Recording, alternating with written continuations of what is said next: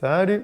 Aujourd'hui dans cette vidéo, je voulais revenir sur ce premier voyage à vélo avec Clarisse dans sa remorque parce que ça ne s'est pas passé comme prévu, comme je l'imaginais et même j'ai pas honte de dire que je me suis trompé et que j'ai fait des erreurs. C'est ce dont je voulais te parler dans cette vidéo. C'est parti!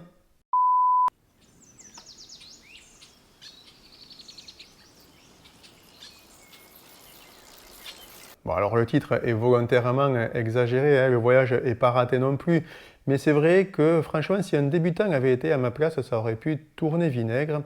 Alors voilà, c'est vrai que j'ai fait quelques erreurs et ces erreurs, je ne vais pas les reproduire, donc je te propose dans cette vidéo de les passer en revue, de te les partager et voilà, tout ça dans l'idée que tu ne les reproduises pas, bien sûr.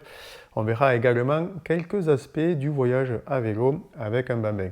Bon, on commence tout de suite avec l'âge du bébé, de l'enfant. Lorsqu'on est parti le long du canal de Bourgogne à vélo avec Clarisse dans sa remorque, elle avait que 16 mois, Clarisse, pour son premier voyage à vélo. C'est vrai qu'on a tendance à dire qu'il faut attendre que le bébé soit assez tonique, hein, qu'il se tienne tout seul par lui-même, hein, finalement, qu'il soit assez musclé.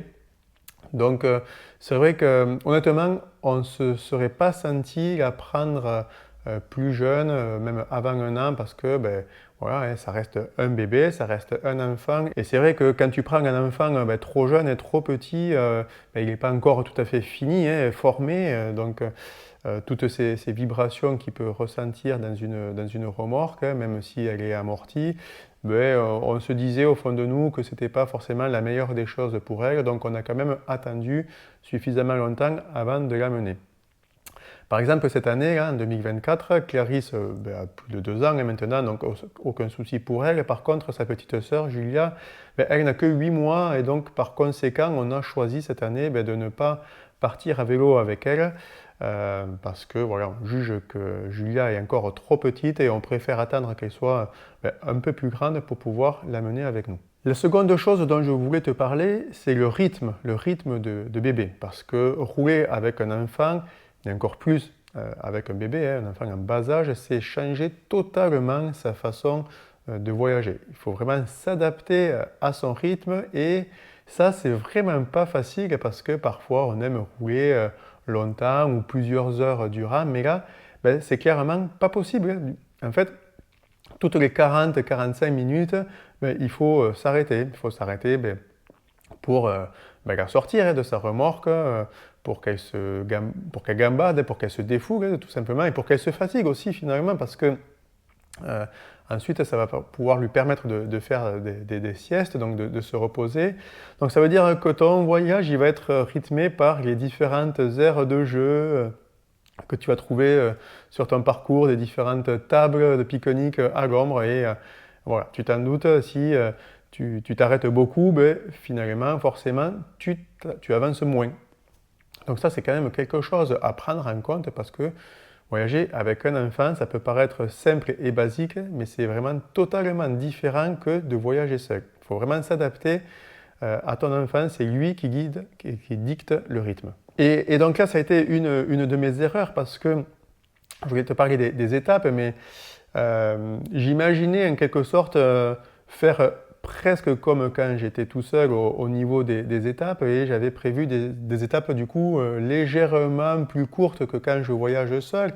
Mais quand même, j'avais prévu, on a fait des étapes de 60-70 km dans une journée.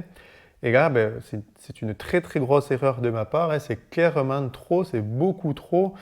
Ça devient presque un calvaire. Je pense, tu vois, mon conseil, c'est de plutôt viser la moitié.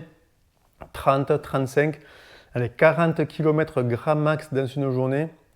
Avec une remorque et un enfant, je pense que c'est voilà, ce qu'il faut viser et quelque chose de raisonnable pour que à la fois l'enfant puisse profiter de la journée et puis que toi aussi tu sois pas frustré parce que en plus quand tout va bien, bon tout va bien, mais lorsque la météo tourne à l'orage, tu vois, rouler sous la pluie déjà pour toi c'est pas marrant, mais alors avec une remorque et un enfant dedans, je te laisse imaginer, donc si en plus tu t'infliges une trop longue distance dans la journée, là voilà, clairement tu vas rater ton voyage et ça serait dommage, quoi. Quand tu parles d'étapes et que tu réfléchis à ton parcours, Il y a aussi autre chose à prendre en compte, c'est ta vitesse. C'est vrai que la question qu'on me pose le plus fréquemment, c'est combien faire de kilomètres dans une journée. Et j'avais d'ailleurs fait une vidéo spéciale à ce sujet.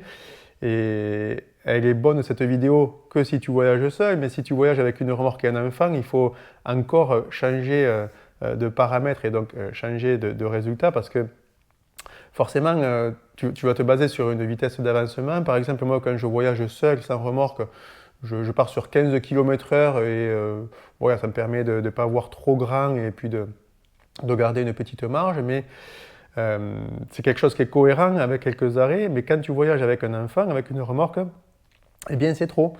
Avec une remorque, on avance beaucoup moins vite et il faut partir sur des vitesses de l'ordre de 10 km/h, 13 km/h maximum, mais pas plus, quoi, carrément. Et encore là, moi, au du canal de Bourgogne, j'ai pédalé sur du plat, tu vois, donc si j'étais parti sur des vitesses plus élevées, je me serais trompé et ça aurait pu être un problème en plus. Donc quand ça grimpe, tu vas aller encore moins vite, tu imagines. Donc pars sur des vitesses d'avancement vraiment basses parce que ça sera le cas. Et pédaler avec une remorque et en comptant tous les arrêts que tu vas faire pour ton enfant, finalement tu ne vas pas aller très vite. Sans compter qu'il y a un paramètre encore supplémentaire à ajouter, c'est la fatigue. Oui, la fatigue parce que tu ne vas pas aller vite, ça d'accord, ok, mais tu vas avoir une remorque, un enfant et du poids en plus à trimballer. Tu ne vas pas faire beaucoup de kilomètres peut-être, mais par contre tu vas faire un sacré effort physique. Je peux t'assurer que rouler avec une remorque, crois-moi, ça fait les cuisses. Et pourtant, moi, je suis quand même habitué à faire du vélo, ouais. Je ne fais pas de compétition non plus, sans rentrer là-dedans, mais je roule quand même pas mal tout au long de l'année et ça m'a quand même surpris. Je te conseille vivement, vraiment, de le prendre en considération parce que si tu prévois beaucoup d'à côté dans ta journée, de faire des visites, je ne sais pas quoi, tu pourrais vraiment être surpris. Voilà, c'est vraiment à prendre en compte et ce que je te conseille avant de partir sur un voyage d'une semaine ou plus, c'est de partir déjà à la journée aux alentours de chez toi, voire même sur un week-end, pour te jauger, pour jauger l'effort, pour en prendre conscience et te rendre compte de ce dans quoi tu te lances parce que là encore une fois, rouler avec une remorque, ça n'a rien à voir que de rouler seul. D'ailleurs, rouler avec une remorque, c'est le prochain point important dont je voulais te parler. Ce n'est pas quelque chose qu'il faut prendre à la légère. Rouler avec une remorque, c'est vraiment différent. Et il y a plusieurs titres en fait. Déjà, on va parler du gabarit, de la taille. Ça sera quelque chose de plus long, l'ensemble vélo plus remorque. Et il faut vraiment faire attention du coup parce que sur les obstacles que tu peux rencontrer sur la route, les dispositifs par exemple aux entrées des pistes cyclables, tu sais, les poteaux ou alors les rétrécissements, tu vas devoir y faire attention parce que la largeur aussi de ta remorque va faire que tu vas peut-être pas pouvoir passer partout ou alors il va vraiment te falloir ralentir pour braquer, pour passer. Donc ça c'est quelque chose à prendre en considération et puis surtout aussi il va falloir que tu modifies ton positionnement sur la route de telle sorte à ce que ta remorque ne soit pas dans le fossé bien sûr. Donc ça veut dire que tu vas être aussi un peu plus proche du milieu de la voie de circulation. Donc il va falloir faire attention notamment aux voitures aussi. Je l'ai dit tout à l'heure, mais tu vas avoir un rayon de braquage qui va être différent. Donc on ne tourne pas pareil avec une remorque. Bref, rouler avec une remorque, c'est rouler avec des sensations qui vont être quand même bien différentes et tu vas aussi comprendre le sens du mot inertie, c'est-à-dire que quand tu es lancé avec ta remorque et que tu freines pour t'arrêter, tu vas vite comprendre que tu vas devoir fournir un gros effort pour relancer la machine et retrouver une vitesse d'avancement. Et voilà, tu vas vite comprendre que lorsque devant tu vois une voiture qui freine ou qui s'arrête, tu vas vite comprendre qu'il vaut mieux pour toi ralentir progressivement, ne pas s'arrêter pour repartir ensuite, plutôt que d'arriver vite sur l'obstacle ralentir, t'arrêter et ensuite te relancer, tu vas comprendre que il vaut mieux diminuer sa vitesse et repartir plutôt que de faire un arrêt total. Ça, je te garantis qu'à la longue, tes cuisses te remercieront.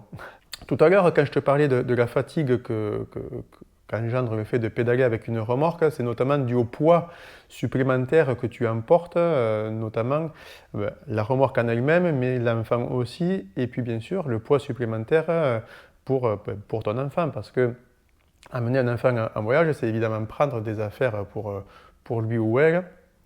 Ça va être ses habits, ses jouets, le matériel pour un bébé, quoi, les couches, le biberon, le lait, bref, tout le reste, quoi.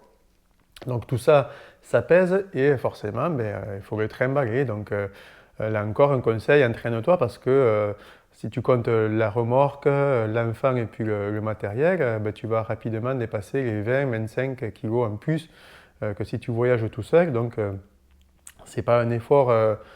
C'est pas un effort identique au fait de voyager tout seul, même avec des sacoches. Et si tu fais jamais de vélo et que d'un seul coup tu pars avec ta remorque et tout ce poids, ça va te faire tout drôle. Et puis, voilà. Avant de terminer, je voulais aussi faire un focus sur la remorque, qui est quand même l'élément essentiel du voyage avec ton bébé, avec ton enfant. J'avais fait 2 vidéos à ce sujet, déjà comment on l'a choisi, quels sont les critères pour ton achat, et puis ensuite une vidéo sur la remorque finalement sur laquelle j'avais jeté mon dévolu. Je te mets les liens si tu veux aller les visionner et te faire une idée par toi-même, ou si tu es encore en réflexion. Donc parlons-en de la remorque. Clarisse était dedans et tu as remarqué que c'est une remorque 2 places alors que Clarisse était toute seule. Mais bon, on avait un peu prévu le coup en s'imaginant que plus tard sa petite sœur la rejoindrait. Et on a bien fait de prendre une 2 places. Et puis finalement, même pour un enfant seul, être dans une remorque 2 places, c'est pas un inconvénient parce que ça lui permet d'emporter ses jouets avec elle. Et puis voilà, elle a de l'espace, elle avait tout ce qu'il fallait pour s'occuper. Et puis voilà, elle était pas serrée, donc finalement, c'est pas vraiment un inconvénient. Quelque chose qui est vraiment pas mal sur cette remorque et que je te conseille, ce sont les petites ventilations qui sont sur le côté, qui lui permettaient d'avoir de l'air quand on roulait, parce que quand tu ouvres la capote totalement, elle se prend quand même beaucoup de vent et puis elle peut se prendre aussi des poussières, des saletés, donc c'est pas spécialement agréable pour elle. Et il peut rapidement faire chaud lorsque tout est fermé, même si cette capote avec la bâche plastique transparente, forcément, tu t'en doutes, c'est bien utile lorsqu'il pleut et ça permet à bébé de rester au sec. Donc ces éléments-là, c'est quand même important de les prendre en compte pour continuer à rouler en fonction des différentes conditions météo.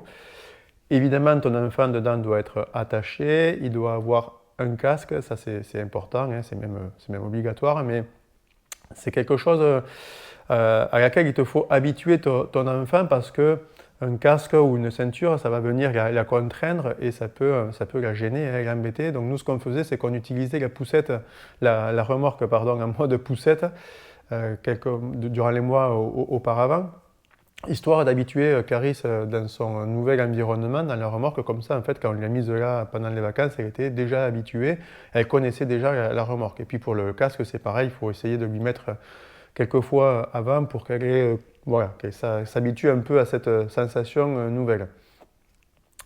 Quelque chose d'important aussi, qu'on avait un peu imaginé, mais dont on n'avait pas perçu tous les côtés, ce sont les amortisseurs. La remorque en dispose et on pensait que c'était un peu gadget quand même, mais finalement c'est vraiment quelque chose que je te conseille parce que la remorque est bagotée quand même dans tous les sens. Et un truc dont on ne se doute pas lorsque l'on voyage seul, c'est la petite bande d'herbe, tu sais, qu'on peut trouver là, sur les chemins de halage au bord des canaux. On trouve ça sympa quand on roule tout seul parce qu'on roule sur la bande qui est encore goudronnée, sauf que quand tu es en train de rouler avec une remorque, tu peux chercher, hein, mais quel que soit l'endroit où tu te positionnes sur le chemin, tu auras forcément une roue de la remorque qui va être sur cette bande d'herbe et du coup, ça va la balloter, la secouer dans tous les sens. Donc, les amortisseurs, c'est vraiment pas un gadget et ça permet de proposer des conditions un peu plus agréables à ton enfant dedans. Et je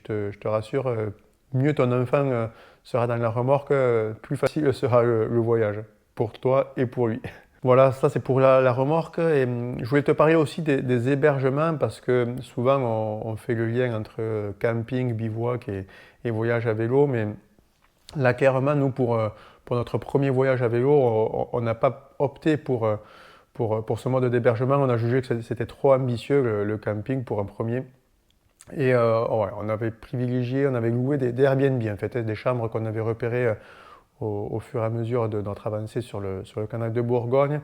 Et franchement, voilà, se reposer dans un lit avec une douche, faire dormir ton enfant au chaud, au sec, dans un lit en dur, ben, c'est quand même bien parce que le lendemain, tu repars reposé ben ouais, c'est mieux de rouler dans ces conditions.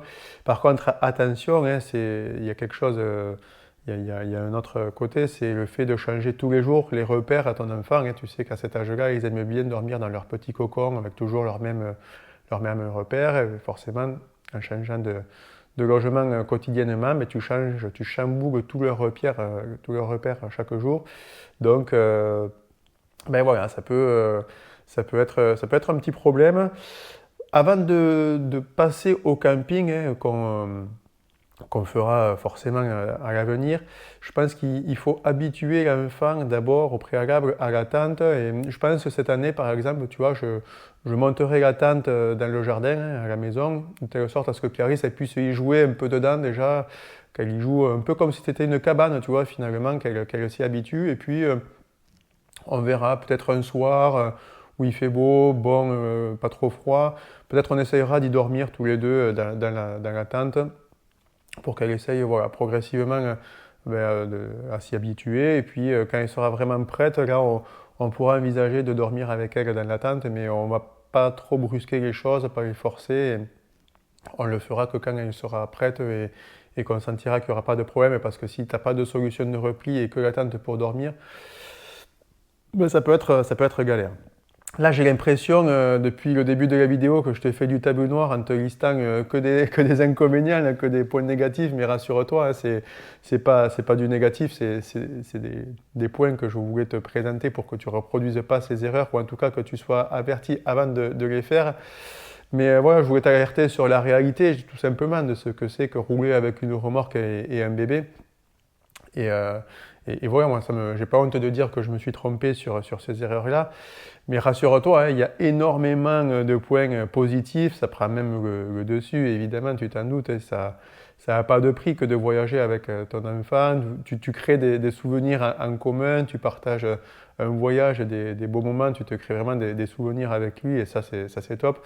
Et puis, moi, secrètement, intimement, j'espère, tu vois, semer la petite graine dans sa tête et puis voilà, la laisser germer au fur et à mesure de son apprentissage, hein, au fur et à mesure qu'elle grandit. Et puis je me dis que plus tard, peut-être elle voudra continuer à voyager par elle-même ou avec nous. Et puis ça sera l'inverse, ça sera elle qui nous poussera au cul pour qu'on avance plus vite. Hein. Voilà, bon, mais écoute, si tu as d'autres choses à rajouter à la vidéo ou si tu as des mésaventures à nous partager, écris-les en commentaire parce que ça pourra certainement être utile à certains d'entre nous. Si ce n'est pas déjà fait, je t'invite à t'abonner à la chaîne Cyclo Voyage avec Gaëtan et à rejoindre tous ceux qui sont parmi nous déjà. Et puis on se retrouve très bientôt pour une prochaine vidéo. Allez, salut!